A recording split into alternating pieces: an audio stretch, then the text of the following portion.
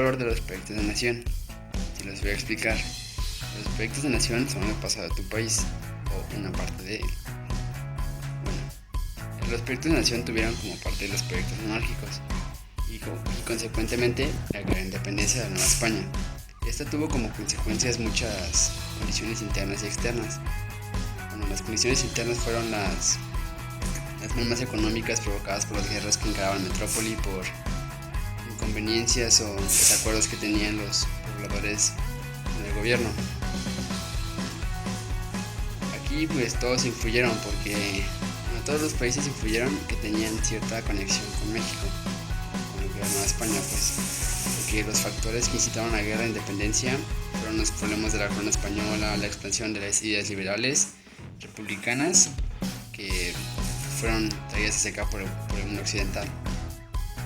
Bueno, gracias a ellos la independencia fue un proceso complicado, una lucha donde los criollos letrados tomaron la voz y la voluntad de los diferentes sectores sociales. Bueno, aquí los criollos tomaron el papel principal de la guerra de independencia, ya que ellos lideraron todo, liberaron todas las batallas. Así que pues ellos dirigían la lucha y tenían diferentes ideas sobre el rumbo que debería tomar el movimiento insurgente. Bueno, gracias a ellos pues eres libre. Ellos lograron que pues se prohibiera la esclavitud y bueno, también fue un papel muy importante que salió de Hidalgo. Es un héroe muy polémico de la independencia porque pues, dicen que no era bueno, que tenía más papeles en contra que a favor de este movimiento, ¿no? Bueno, después de todos los procesos de guerra, de la abolición de la esclavitud y todo, tuvimos las primeras leyes, que fue la Constitución de México Independiente. Esta se promulgó en Apatzingán el 22 de octubre de 1814. Bueno, ya otra etapa de los proyectos de nación fueron los proyectos republicanos. En 1983 se instaló un nuevo Congreso, formado por republicanos federalistas en su mayoría, quienes tenían interés de mantener la unión del territorio bajo una organización política federal, o sea, solo querían tener sus ideas políticas en el poder, ¿no? Y bueno, ya los primeros que tuvieron el cargo de presidentes fueron pues, Guadalupe Victoria y Nicolás Bravo, que fueron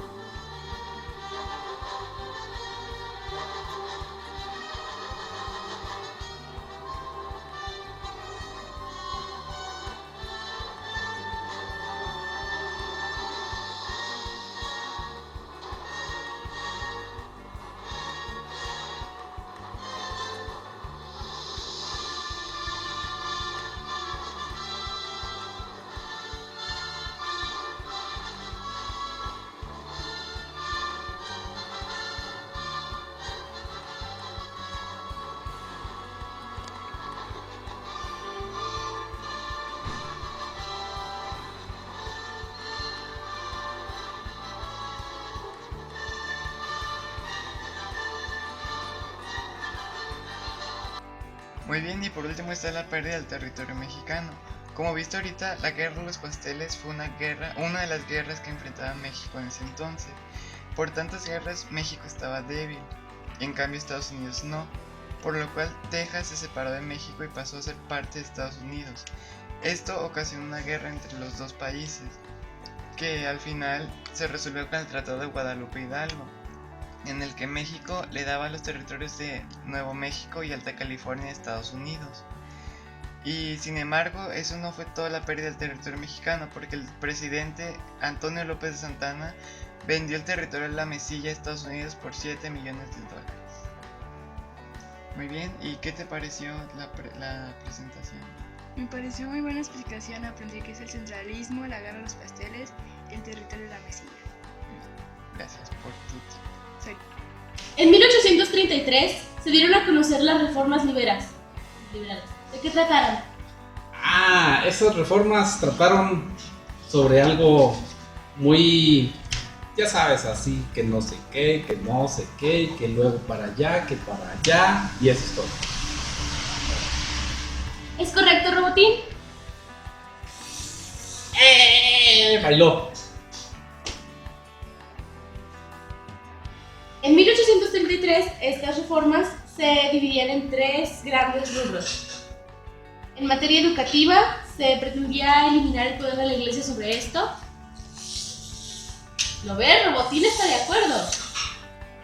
En asuntos eclesiásticos querían que dejaran de pagar diezmo, además que los estados que tenían la iglesia se dieran para la república. Querían dejar a la iglesia sin poder. Y también en materia de deuda, el gobierno dispondría de las propiedades de la iglesia, prohibiendo además que la iglesia tuviera personalidad para vender sus bienes. ¿Eso qué quiere decir? Que la iglesia tenía esta sensual vaca, pero no, ya no tenía que tener esa sensual vaca y no podía venderla. Continuando. ¿Cuánto tiempo duró la República Federal? La República Federal duró, bueno, es que hay cosas como en todo que caducan, ¿verdad? Entonces, si compras algo que está ya maduro, pues no va a durar mucho. Ya.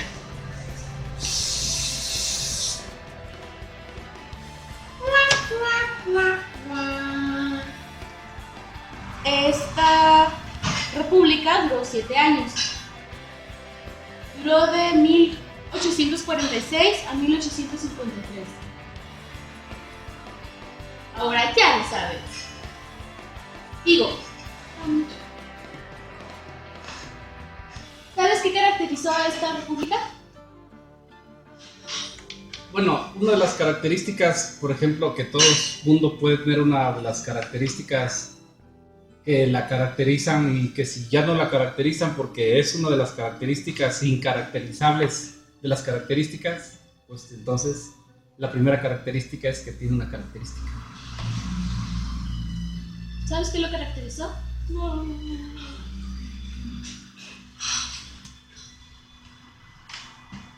Durante ese tiempo la república sufrió muchas revueltas. Fue una época muy inestable para el país. ¿Sabes cuáles fueron sus consecuencias? No. Piensa, si el país estaba muy inestable, ¿qué consecuencias pudieron haber traído? Bueno, cuando algo está inestable, por ejemplo, esto está inestable, se cae, entonces se cayó el país. Sí. ¡Correcto!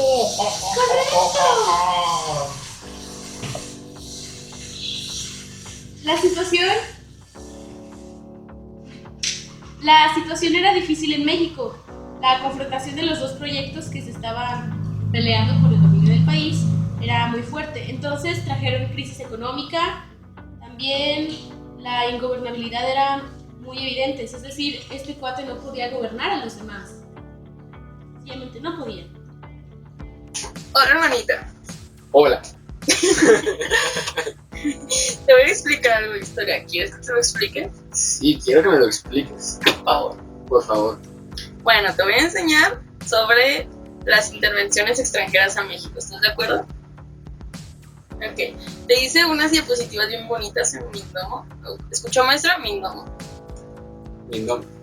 Entonces, para empezar con un contenido nacional e internacional. Contenido, lo mismo. Entonces, Estados Unidos era como capitalista, ya todo el mundo quería ser como Estados Unidos, porque Estados Unidos era como de wow, es lo máximo. Entonces todo el mundo empezó a ser capitalista. Y Estados Unidos lo único que quería era expandir su territorio, porque América es de los americanos, pero no de nosotros los proles, sino, o sea, solo de ellos allá arriba, del norte. Entonces, como quería expandir su territorio, lo único que hacía era comprar territorio así a lo tonto, y se lo compraba a quien se le apareciera, a Francia, a Rusia, a Estados Unidos, Inglaterra y así.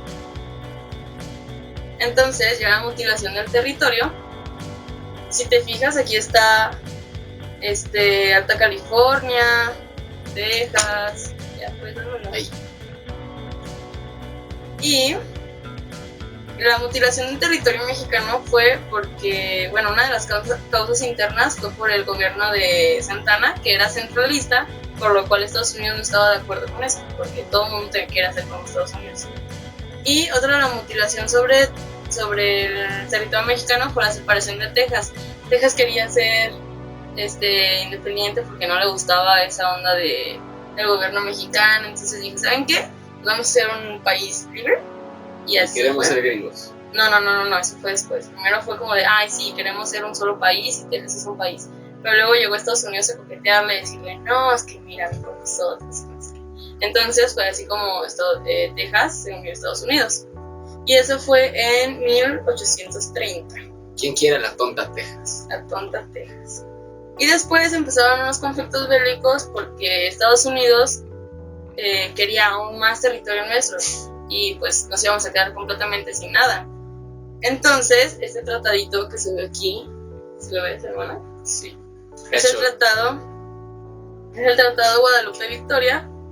Guadalupe Hidalgo, en el que ya se hacen las paces y Estados Unidos ya no vuelve a exigir territorio a México, y México ya no va a andar desangrando, lo cual produjo muchos enfrentamientos bélicos, porque al principio Estados Unidos no estaba de acuerdo hasta que se firmó este tratado y ya todo fue feliz. Y así fueron las intervenciones extranjeras. ¿Te gustó? Interesante. Sí. Muy apropiado para las fechas. Sí, exactamente. Aunque eso no tiene nada que ver con...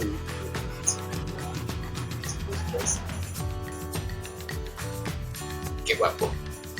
Me veo. Ay, qué ridículo. La intervención francesa. Hubo dos intervenciones, la primera y la segunda. Y pues la intervención francesa fue específicamente, no sé, una época de confrontación, de inconformidades y pues, de cambio, ¿no? Bueno, los antecedentes de intervención fueron que para 1861 la disputa era una fuerte entre los conservadores y los liberales, pues ya que sus propuestas políticas y económicas diferían mucho. Los conservadores simpatizaban con una forma de gobierno monárquica, ya que consideraban el progreso económico debía estar apuntalado por la iglesia y por el ejército, ya que pues sentían que era el que mejor podía manejar la situación, ¿no? Bueno, Napoleón III tuvo una gran aparición o un papel muy importante en esta intervención, ya que pues, las reacciones internacionales por el descontento de las nuevas medidas de gobierno mexicano pues, las aprovecharon por su inestabilidad. Y bueno, pues el grupo político rival, los conservadores, quienes creían que era necesario un gobierno fuerte, se interesaron por el emperador francés en la instauración de un imperio en México. O sea, utilizaron a Napoleón III para hacerlo emperador en México.